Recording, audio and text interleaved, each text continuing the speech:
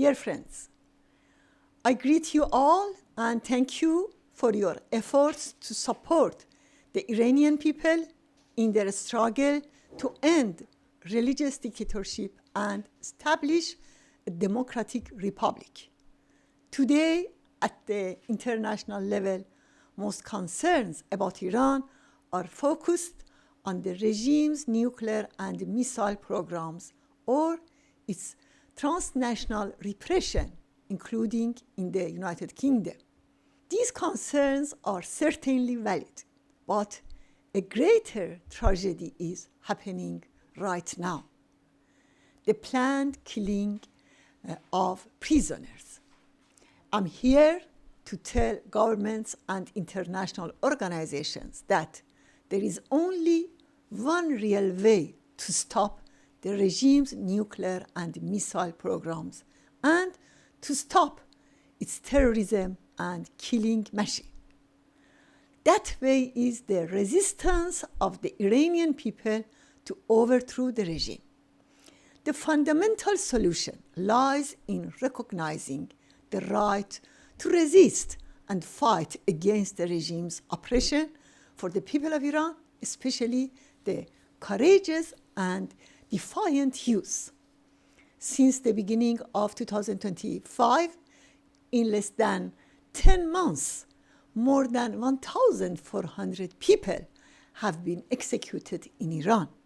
This is unprecedented in the past 36 years. The shocking rise in executions has nothing to do with any judicial process.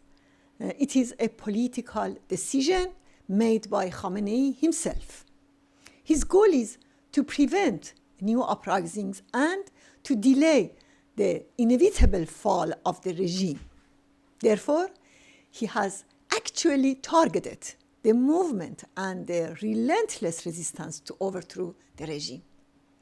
Since last year, the number of prisoners sentenced to death for alleged membership in the People's Mujahideen organization has been increasing. Today, 17 people are under threat of execution on this same charge. They were tried rapidly without due process. Here I have the picture.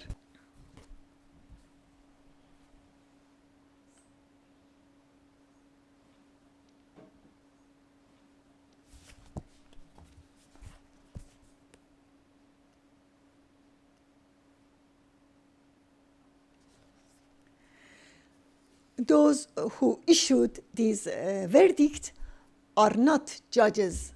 They are professional killers. Khamenei's so-called courts have nothing in common with the principles of fair trial or justice.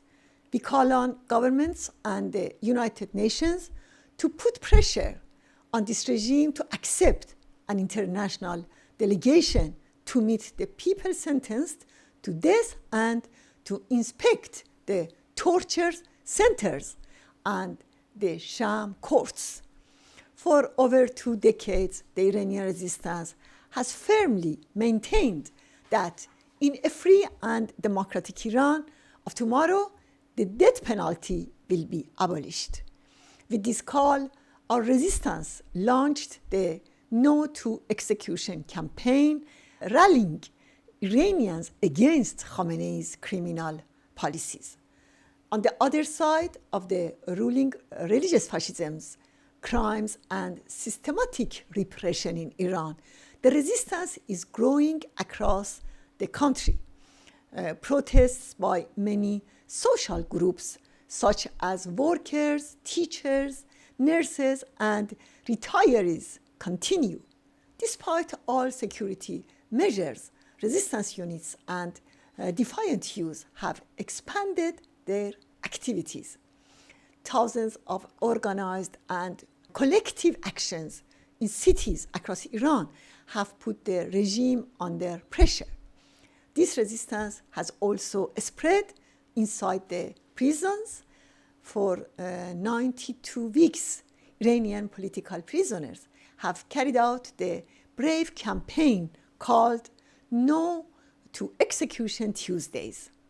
So far, prisoners in 54 prisons across Iran have joined this movement.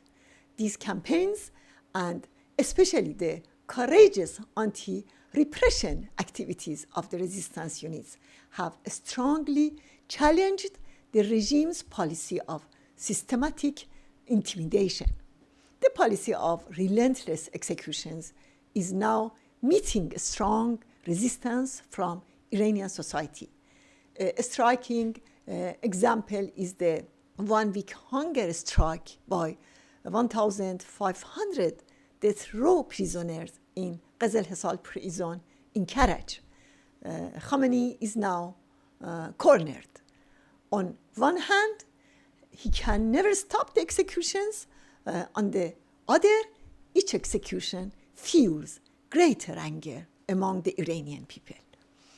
We call on respected members of both houses of parliament and all human rights defenders to encourage the government to proscribe the IRGC and make its continued relations with Iran's religious dictatorship conditional on the halt to the execution of prisoners in Iran. The mullahs have turned to mass executions to prevent the inevitable fall of their regime. The Iranian regime and its lobbies have sold this lie to the world that this regime has no alternative.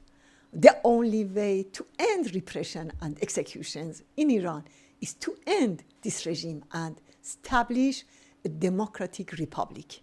In this regard, the international community must recognize the resistance of the Iranian people and the fight of the resistance units against the IRGC. Thank you all.